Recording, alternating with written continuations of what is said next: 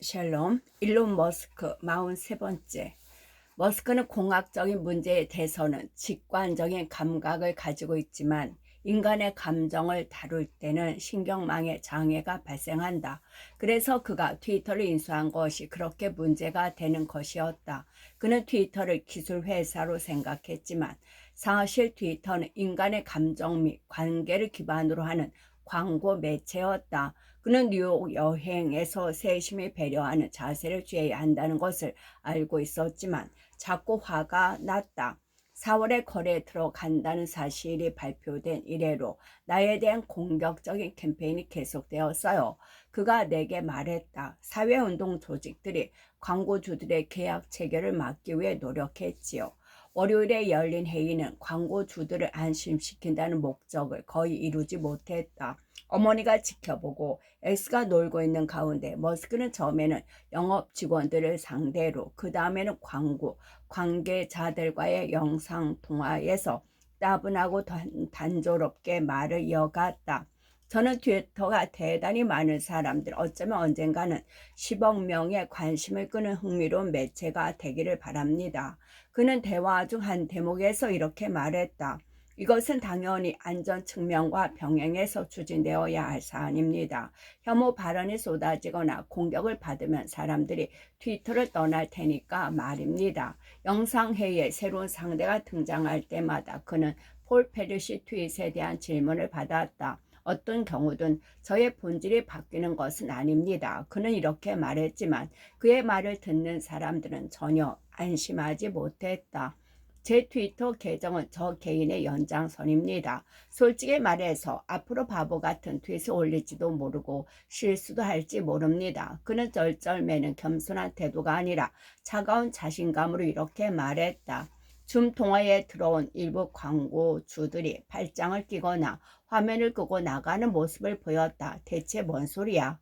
한 광고주가 중얼거리는 소리가 들렸다. 트위터는 머스크의 결점과 기벽의 연장선이 아니라 수십억 달러 규모의 비즈니스여야 했다. 다음날 트위터의 고위 임원 중 상당수, 특히 레슬리 벌랜드와 장필립 마휴, 세라 퍼소네 등을 비롯해 광고업계의 신뢰가 두터웠던 상당수가 사퇴하거나 해고되었다. 그리고 많은 주요 브랜드와 광고 대행사가 트위터 광고 중단 의사를 발표하거나 조용히 중단했다. 한 달 동안 매출이 80% 감속했다. 머스크의 메시지는 안심시키는 내용에서 회의하는데요. 위협하는 내용으로 바뀌어갔다. 트위터는 콘텐츠 관리에 아무런 변화가 생기지 않았고 사회운동가의 요구에 부응하기 위해 할 수 있는 모든 것을 다 했음에도 불구하고 광고주들에게 압박을 가하는 사회운동 조직들에 인해 수익이 크게 감소했습니다. 그는 1년의 회의를 마친 후 이렇게 트윗했다. 그들은 미국의 언론 자유를 파괴하려 하고 있습니다. 할리윈 파티. 할리윈은 머스크가 가장 좋아하는 명절 중 하나로 롤플레잉 게임을 진지하게 즐길 수 있는 기회이다. 광고주들을 달래는 것 외에 그가 뉴욕으로 날아간 또 하나의 이유가 모델 하이디 쿨룸이 주최하는 연례 할리윈 파티에 어머니와 함께 가기로 약속했기 때문이었다. 이 파티는 참석자들이 과정된 옷차림으로 레드카펫을 밟으며 파파라치들을 즐겁게 하는 것으로 유명했다. 머스크는 광고 미팅을 마치고 오후 9시가 되어서야 메이 아파트로 돌아왔고 메이는 자신이 어렵게 구한 빨간색과 검은색의 가죽 갑옷인 악마의 옹호자 쿠스륨을 친구와 함께 머스크에게 입혔다. 그들은 VIP 구역으로 안내되었지만 파티가 마음에 들지 않았다. 메이는 너무 시끄럽다는 생각에 머스크는 사람들이 자신과 셀카를 찍으려 달려드는 통에 짜증이 났다. 그들은 10분 만에 자리를 떴다. 하지만 머스크는 트위터 프로필 사진을 악마의 옹호자 갑옷을 입은 모습으로 바꾸었다. 자신의 현재 상황에 어울린다고 생각했기 때문이다. 다음날 아침 그는 일찍 일어나 어머니 및 아들과 함께 3년 만에 다시 우주로 떠나는 27개 엔진이 장착된 펠건 헤비 로켓의 생중계 발사 장면을 지켜보았다. 그러나 그는 미국 우주사령관 고위 장성들의 이 취임식 행사에 참석하기 위해 워싱턴으로 날아갔다. 바이든 행정부와의 긴장 관계에도 불구하고 머스크는 여전히 국방부의 따뜻한 환영을 받았다. 특히 스페이스X가 주요한 군사 위성과 승무원을 궤도에 올려 보낼 수 있는 유일한 기관이었기 때문이다. 이날 행사에서 머스크는 합창의장 마크 밀리 장군으로부터 특별한 찬사를 받았다. 그가 상징하는 것은 미국을 우주에서 가장 강력한 국가로 만드는 군민 협력과 팀워크의 결합입니다. 밀리의 연설이다. 86장 트위터 플루. 트위터 2022년 11월 2일에서 10일. 보이콧. 요엘 코스와 콘텐츠 관리 팀원 대부분은 정리해고 및 연구, 해고의 1라운드에서 살아남았다. 인종차별적 트롤과의 전쟁과 광고주들의 반발을 고려할 때 해당 팀을 당장 축소하는 것은 현명하지 않아 보였다. 불필요하다고 생각되는 역할만 국소수 줄였는데 아무도 제게 팀원들을 해고하라고 압력을 가하지 않았습니다. 로스의 말이다. 그날 그는 광고주들에게 트위터의 핵심 관리 역량은 그대로 유지됩니다 라는 트윗을 보내 안심시켰다. 그리고 머스크에게 약속했던 새로운 미소 젠더링 관련 정책에 대한 생각을 마무리했다. 문제가 되는 트윗에 경고 표시를 하고 가시성을 낮추고 리트윗할 수 없도록 하는 등의 계획이었다. 머스크는 이를 승인했다. 이어서 머스크는 콘텐츠 관리를 위한 추가 아이디어를 제안했다. 트위터에는 버드워치라고 잘 알려지지 않은 기능이 있었다. 이 기능을 통해 유저는 허위라고 생각되는 트윗을 정정하거나 맥락에 맞는 진술을 덧붙일 수 있었다. 머스크는 이 아이디어가 마음에 들었지만 이름은 마음에 들지 않았다. 이제부터는 이 기능을 커뮤니티 노트라고 부르기로 하죠. 그가 말했다. 검열을 피하는 대신 인류가 집단적으로 대화를 시작하고 특정 내용이 진실인지 거짓인지 논의하게 하는 방법이라는 점에서 그 이름이 적합하다고 생각했기 때문이다. 그 일주일 동안 광고주들이 하나둘 떠나고 있었는데 11월 4일 금요일에 이르러 그 속도가 더욱 빨라졌다. 부분적인 이유는 온라인 사회 운동가들이 오레오 쿠키 등과 같은 브랜드들의 광고를 뺄 것을 촉구하는 식으로 보이콧 운동을 벌이고 있었기 때문이다. 머스크는 그런 압력에 굴복하는 광고주들을 묵과하지 않겠다고 위협했다. 그런 일이 계속되면 핵폭탄급 비난과 수치에 직면하게 될 것임을 분명히 밝힙니다. 그가 트윗했다. 그날 저녁 머스크는 악마 모드로 변했다. 로스를 포함한 대부분의 트위터 직원들은 머스크의 독단적이거나 무신경한 모습을 보긴 했지만 그가 가장 어두운 페르소나 무아지경으로 빠져든 상태에서 발산하는 차가운 분노에 노출된 적도 그는 폭풍우를 헤쳐나가는 방법을 배운 적도 없었다. 그는 로스에게 전화를 걸어 유저들이 광고주에게 트위터 보이콧을 촉구하는 것을 막으라고 명령했다. 물론 이는 그가 공언한 언론의 자유에 대한 충성 서약에 부합하지 않았지만 머스크의 분노는 그런 모순을 외면하며 도덕적 의로움을 가장할 수 있었다. 트위터는 좋은 거예요. 그가 로스에게 말했다. 트위터가 존재하는 것은 도덕적으로 옳은 일이라고요. 이 사람들이 부도덕한 일을 하고 있는 거지요. 그는 광고주들에게 트위터를 보이콧하라고 압박하는 유저들을 협박 행위에 참여하고 있는 것이며 따라서 금지해야 한다고 말했다. 로스는 경악을 금치 못했다. 트위터에는 보이콧에 대한 지지를 금지하는 규정이 없었다. 보이콧은 트위터에서 늘 벌어지는 일이었다. 사실 로스는 그런 행위가 트위터를 중요하게 만드는 것이라고 느꼈다. 게다가 스트라이샌드 효과라는 것도 있었다. 이는 가수 바브라 스트라이샌드가 자신의 집 사진을 올린 사진 작가를 고소하는 바람에 그 사진이 전배나 더 많은 관심을 받게 된 데서 유래한 표현이었다. 광고 보이콧을 촉구하는 트윗을 금지하는 것은 보이콧에 대한 인식만 높일 것이 분명했다. 로스는 남편에게 말했다. 오늘 밤에 오늘 밤이 그만둬야 할 시점인 것 같아. 몇 개의 문자 메시지를 주고받은 후 머스크는 로스에게 직접 전화를 걸었다. 이건 불공정한 일이라고 협박이잖아. 그가 말했다. 그러한 트윗은 트위터 운영 규칙을 위반한 것이 아닙니다. 로스가 답했다. 그것들을 제거하면 오히려 역효과가 날 것입니다. 대화는 15분 동안 지속되었지만 원활하게 풀리지 않았다. 로스가 나름의 주장을 펼치자 머스크는 재빨리 말을 이어나가기 시작했다. 반론을 원치 않는 것이 분명했다. 그가 목소리를 높이지 않았기에 분노가 더욱 위협적으로 느껴졌다. 머스크의 권위주의적인 면모는 로스를 불안하게 만들었다. 지금 당장 트위터의 정책을 바꾸겠네. 그가 선언했다. 현 시간부로 협박은 금지 대상이야. 금지시키라고. 제가 다른 방법이 있는지 한번 알아보겠습니다. 로스는 시간을 벌고자 했다. 그래서 일단 전화를 끊어야겠다는 식으로 이야기한 겁니다. 로스의 회상이다. 로스는 로빈 힐러에게 전화했다. 그녀는 트위터의 광고 영업 책임자 자리를 내던졌지만 머스크와 버첼의 유혹에 넘어가 다시 돌아와 있는 상태였다. 이런 일이 어떻게 돌아가는지 알잖아요. 로스가 그녀에게 말했다. 사회운동가들의 캠페인을 금지하는 건 그 운동이 훨씬 더 큰 효과를 거두도록 돕는 꼴밖에 안 되잖아요. 힐러도 동의했다. 아무것도 하지 마세요. 머스크에게도 문자를 보낼게요. 그리고 이 사람 저 사람 최대한 동원해서 문자를 보내게 할게요. 그녀가 로스에게 말했다. 로스가 머스크에서 받은 다음 질문은 완전히 다른 주제에 관한 것이었다. 브라질 선거는 어떻게 된 건가요? 머스크와 저는 갑자기 그가 질문하고 제가 답하는 정상적인 상호작용으로 돌아왔습니다. 로스의 말이다.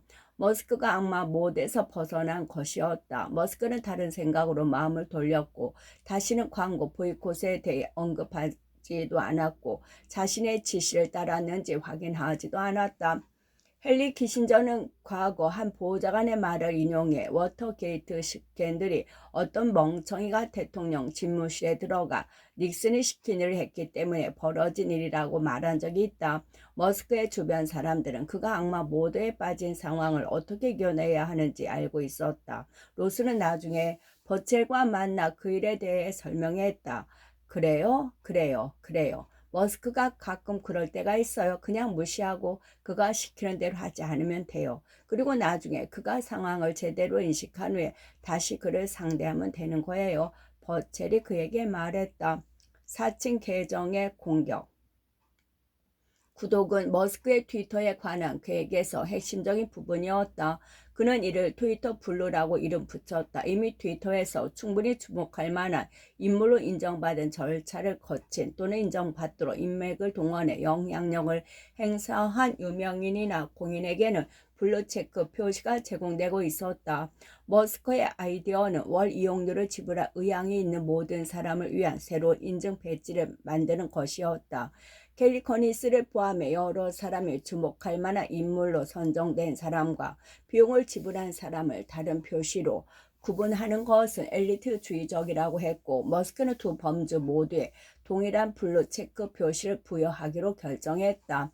트위터 블루는 여러 가지 목적을 달성할 수 있었다. 첫째, 하나의 신용카드와 휴대전화에 하나의 인증된 계정만 허용하기 때문에 트롤 농장과 군대를 줄일 수 있었다. 둘째, 새로운 수익원이 될 수 있었다.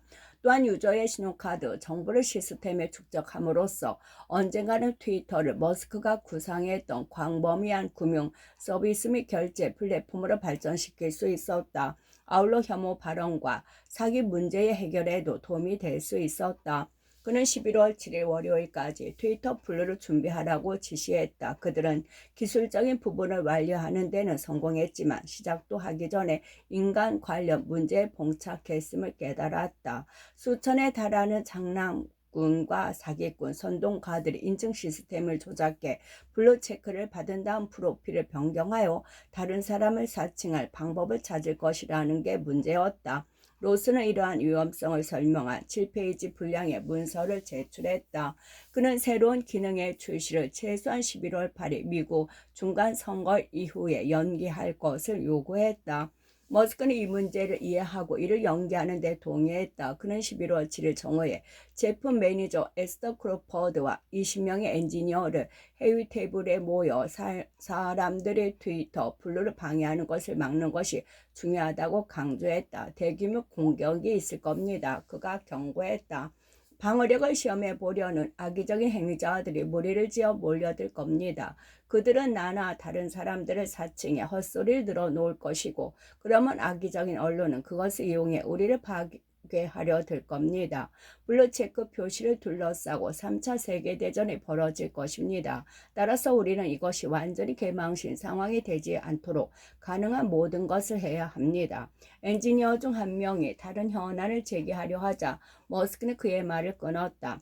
지금은 다른 건 아예 생각조차 하지 마세요. 그가 말했다. 최우선 사항은 단 하나, 앞으로 일어날 대규모 사칭 공격을 막는 것뿐입니다. 한 가지 문제는 일련의 코드뿐만 아니라 인력도 필요하다는 것이었다. 머스크는 직원의 50%와 유저 점검을 담당하던 외부 계획업체의 80%를 해고했다.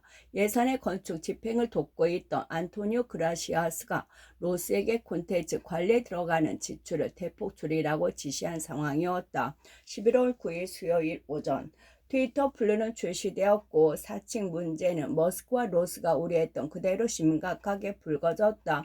유명 정치인이나 더 심각하게는 대형 광고주를 사칭하는 블루체크가 표시된 가짜 계정이 쓰나미처럼 밀려들었다. 제약회사 일라이 릴리를 사칭한 한 계정은 이제 인슐린을 무료로 제공한다는 사실을 발표하게 되어 기쁩니다. 라는 트윗을 올렸다. 이 회사의 주가는 1시간 만에 4% 넘게 하락했다. 코카콜라를 사칭한 한 유저는 이 트윗이 전에 리트윗되면 코카콜라에 다시 코카인을 넣겠습니다. 라고 말했다. 이 트윗은 실제로 1000회 이상 리트윗 되었지만 당연히 코카콜라는 코카인을 넣지 않았다. 한 난태에도 사칭 계정을 마리오가 새를 뒤집는 모습을 보여주었다. 테슬라도 빠지지 않았다. 우리 차는 스쿨존 제한 속도를 지키지 않습니다. 얘들은 엿먹어라. 블루체크가 표시된 테슬라를 가정한 한 계정은 이렇게 올렸고 또 다른 계정은 속보 두 번째 테슬라가 세계무역센터에 충돌했습니다. 라고 트윗했다. 몇 시간 동안 머스크는 새로운 규칙을 발표하고 사칭 계정들의 위험을 가하며 계속 밀어붙였다. 하지만 다음날 그는 트위터 블루 실험 전체를 몇 주 동안 중단하기로 결정했다. 현장 복귀. 트위터 블루 출시가 힌덴부르크 수준의 참사로 이어지는 동안 머스크는 위기 모드로 바뀌었다. 때때로 위기는 그에게 활력을 불어넣는다. 위기는 그를 행복하게 만들고 흥분시킨다. 하지만 이번에는 아니었다. 그 수요일과 목요일 그는 어둠에 빠져들어 화를 내고 분개했으며 상스러워졌다. 그를 그렇게 만든 또 다른 이유는 점점 심각해지는 트위터의 재정 상황이었다. 4월에 그가 인수 의사를 밝혔을 때 트위터는 기본적으로 현금 중립적이었다. 현금 보유량을 부채와 같은 수준으로 유지했다는 의미다. 하지만 지금은 광고 수익 감소에 더해 120억 달러가 넘는 부채에 대한 이자도 갚아야 하는 상황이었다. 이것은 내가 지금까지 본 것 중 가장 끔찍한 재무 상황에 속해요. 그가 말했다. 내년에는 20억 달러 이상의 현금이 부족할 수도 있을 것 같아요. 트위터의 위기를 극복하기 위해 그는 테슬라 주식 가운데 40억 달러어치를 추가로 매각했다. 그 수요일 밤 그는 트위터 직원들에게 이메일을 보냈다. 메시지를 좋게 꾸며서 전달할 방도가 없습니다. 그는 이렇게 시작했다.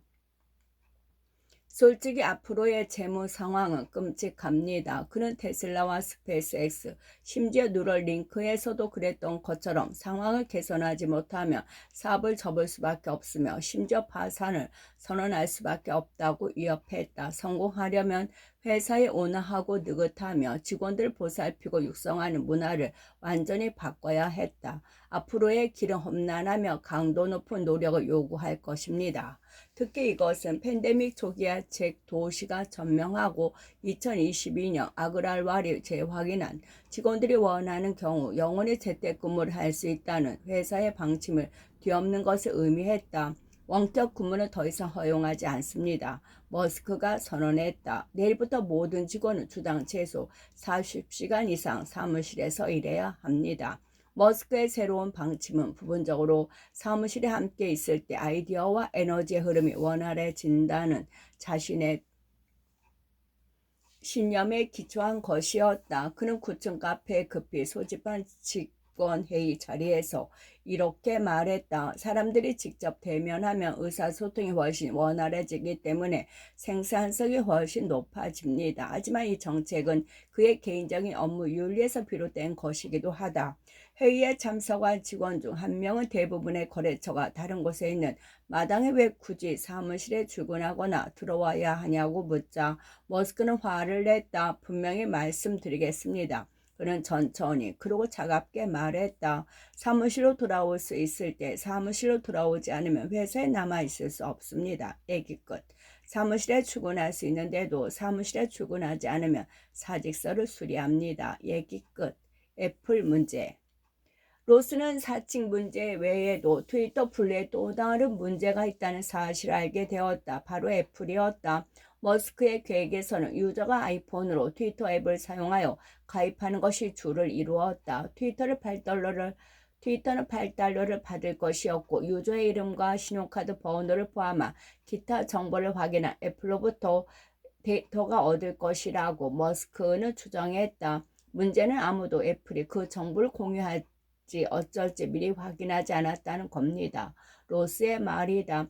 애플의 앱에 대한 정책은 확고했다. 애플은 앱 자체에 대한 결제나 앱 내의 구매에 대한 결제가 이루어지는 경우 거의 금액의 30%를 수수료로 떼어갔다. 더 문제가 되는 부분은 애플이 유저 데이터를 공유하지 않는다는 사실이었다. 이러한 규정을 위반하려 시도하는 서비스는 어떤 것이든 애플 앱스토어에 제출되었다.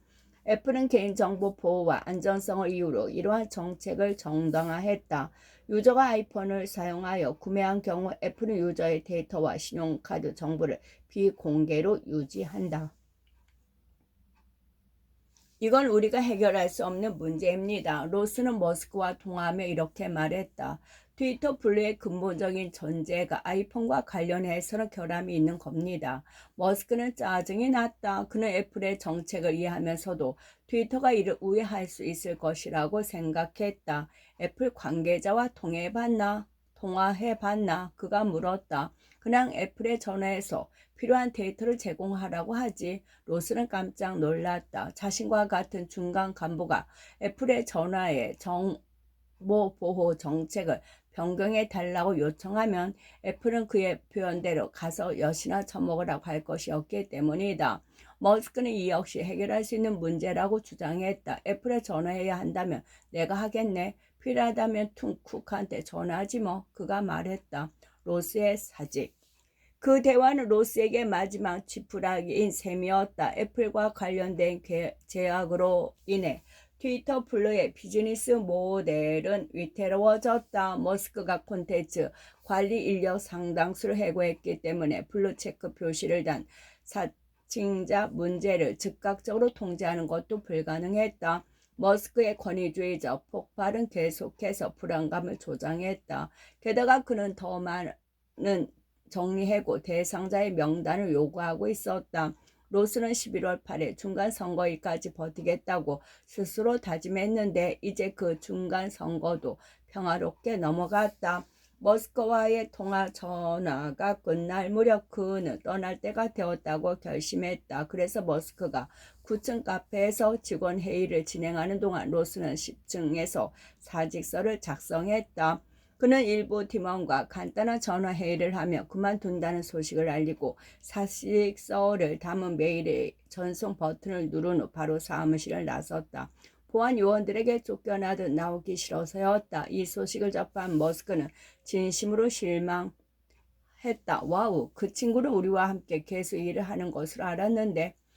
베이브리지를 건너 버클리로 향하는 동안 로스의 휴대전화가 진동하기 시작했다. 그의 퇴사 소식이 퍼진 모양이었다. 저는 최상의 상황에서 운전할 때조차도 긴장을 많이 하는 편이라 전화를 받지 않았습니다. 그의 말이다. 집에 돌아와 휴대전화를 보니 남원으로부터 우리 얘기 좀 할 수 있을까요? 라는 문자가 도착해 있었다. 스파루와 버칠에게도 비슷한 내용의 문자가 와 있었다. 그는 버첼에게 전화를 걸었다. 버첼은 머스크가 서운해한다면서 다시 생각해보길 바란다고 말했다. 다시 돌아오도록 설득하기 위해 우리가 할 수 있는 일이 없을까요? 버첼이 물었다. 두 사람은 30분 동안 대화를 나눴고 그러는 가운데 버첼은 머스크가 악마 모드에 들어간 순간을 극복해내는 방법에 대해 설명했다.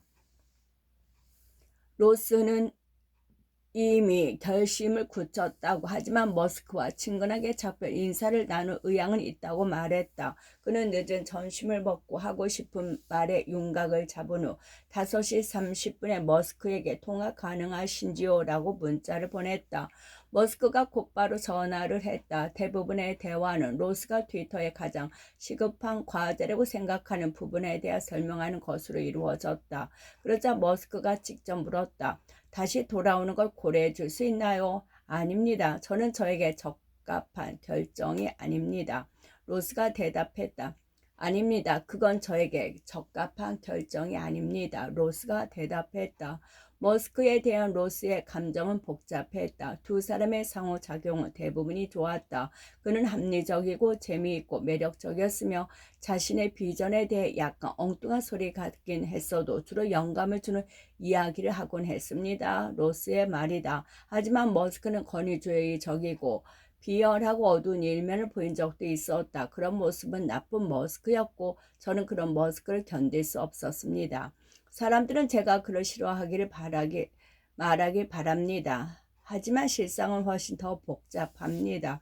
그래서 그가 그렇게 흥미로운 인물인 것 같습니다. 그는 약간 이상주의지 않습니까? 그는 다양성, 인류, 재생에너지, 심지어 언론의 자유 등과 같은 원대한 비전을 가지고 있습니다. 그리고 그는 그러한 그 목표를 달성하는 데 초점에 맞춰진 도덕적, 윤리적 세계를 스스로 구축했습니다. 그래서 그를 부도덕하다고 폄훼하기가 어렵다고 생각합니다. 로스는 퇴직 수당을 요구하지 않았다. 제 평판이 아직 손상되지 않은 상태에서 다른 곳에서 여전히 쓸모가 있을 때 떠나고 싶었습니다. 그의 말에는 아쉬움이 묻어났다. 그는 또한 자신의 안전을 원했다. 그가 과거에 민주당을 지지하고 트럼프를 비난하는 트윗을 올린 사실이 뉴욕포스트 및 다른 매체를 통해 보도된 반유대주의나 반동성애 세력으로부터 살해 위협이 날아들고 있었다. 만약 일론과 일하다 사이가 완전히 틀어지면 그가 저에 대해 나쁜 트윗을 올리고 저를 분별 없는 진보주의자라고 할지도 모르는 겁니다. 그러면 수억 명에 달하는 그의 팔로워 가운데 폭력적일 수 있는 일부가 저와 제 가족을 공격하지 않을 거라는 보장이 없습니다. 저는 그런 것도 많이 걱정되었습니다. 로스는 자신의 걱정에 대해 이야기하면서 애처럼 표정을 지었다. 그리고 우리의 대화가 끝날 무렵 이렇게 덧붙였다. 머스크가 이해하지 못하는 한 가지는 우리는 그처럼 보안 인력을 둘 수 없다는 것입니다. 트위터 지옥. 로스가 사직하고 트위터 블루가 좌초된 후 머스크는 폰 홀츠하우제 및 테슬라 로보택시 디자인 팀원들과 심화 화상회의를 가졌다. 머스크는 그들이 준비한 로보택시의 최신 렌더링 버전을 보려고 하지도 않고 트위터에 대한 불만부터 토로했다. 내가 왜 그랬는지 모르겠어요. 그가 피곤하고 낙담한 표정으로 말했다. 판사는 기본적으로 내가 트위터를 사지 않으면 안 된다고 말했는데 이제 나는 오케이 젠장이라고 말하고 싶네요. 머스크가 트위터 인수 거래를 완결한 지 정확히 2주 후였다. 그 이후로 머스크는 트위터 본사에서 반납 없이 일하면서 틈틈이 테슬라, 스페이스X, 뉴럴링크 등 여러 회사의 일을 처리하고 있었다. 그의 명성은 산산이 부서지고 있었고 트위터가 가져다준 드라마 같은 짜릿함은 고통으로 바뀌고 있었다. 이 트위터 지옥에서 벗어나고 싶다고 그는 이렇게 말하며 로보택시 미팅을 위해 로스앤젤레스로 가기 위해 노력해 보겠다고 약속했다.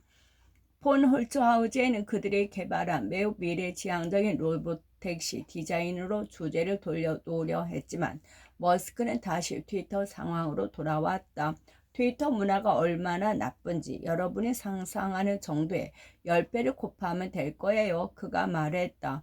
트위터의 게으름과 권리의식은 미친 수준이에요. 그 후 그는 인도네시아에서 열린 한 비즈니스 서밋의 화상 인터뷰 요청에 응했다. 사회자는 제2의 일론 머스크가 되고 싶은 사람들에게 어떤 조언을 해주고 싶은지 물었다. 저라면 보다 신중을 가해서 원하는 바를 설정할 겁니다. 그가 대답했다. 실제로 얼마나 많은 사람이 과연 저처럼 되고 싶어 할지 의문입니다. 솔직히 제가 스스로에게 가는 고문은 상상하기 힘든 수준이기에 드리는 말씀입니다. 87장 올인 트위터 2022년 11월 10일부터 18일 입주